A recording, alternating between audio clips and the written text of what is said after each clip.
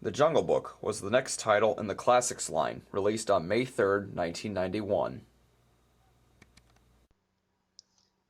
The Jungle Book was the 19th animated classic in the Classics canon, and it was the last animated film that Walt Disney himself supervised. He passed away on December 15th, 1966, which was when the film was still in production. Disney storyman Bill Peet kept persuading Walt to do a film adaptation of Rudyard Kipling's Jungle Books. Disney did so once he got the rights to the books in 1962. After The Sword in the Stone hadn't done so well with the critics, Walt wanted Bill Peet to do better on this film. Peet's original version of the film was not approved by Walt. Peet ended up leaving Disney, so Walt told a new team of storymen to have fun with the story and leave behind what he felt was too complex. The Jungle Book was released on October 18, 1967, and it was one of the biggest films at the box office that year. Walt Disney's animation career ended with a bang. 3 re-releases followed in 1978, 1984, and 1990. Of course, Walt Disney Home Video decided to release The Jungle Book as the next Classics title following its 1990 re-release, since most of the films in the Classics line followed their final theatrical re-releases. It was another smash hit on home video, selling nearly 10 million units. It went out of print sometime in early 1992.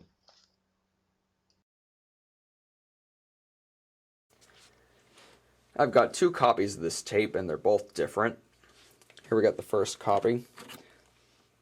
Great look at the details here on the cover. Of course, this cover would be used for the next video release of this title in the Masterpiece Collection, which would be released 6 years later in 1997. Classics logo. Profile there of Mowgli. Stock number. Closed caption, of course. Got the back of it here. There's the review from People magazine.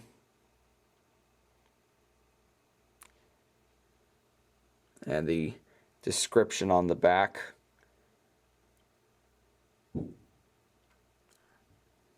Going through it kind of quickly here.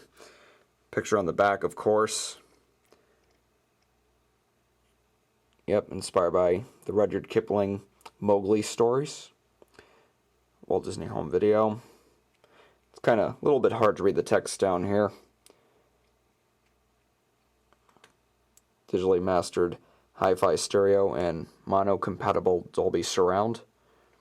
Address there for Buena Vista Home Video.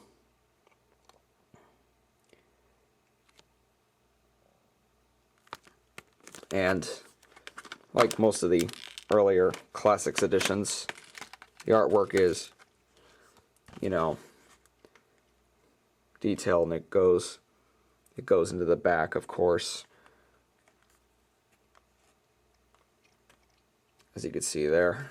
Give you a full view of that. Yep, there you have it. And I'm going to show you the tape with the ink label. Classics diamond is kind of small on this copy. Got the FBI warning, of course. Full view of the tape here.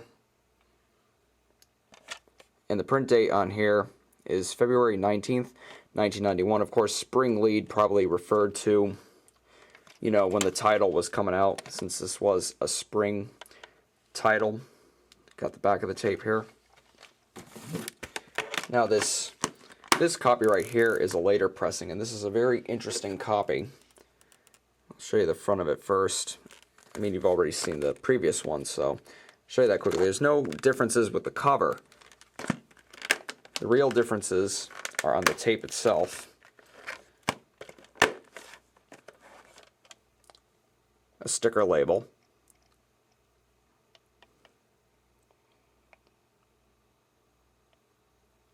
Got the Classics diamond.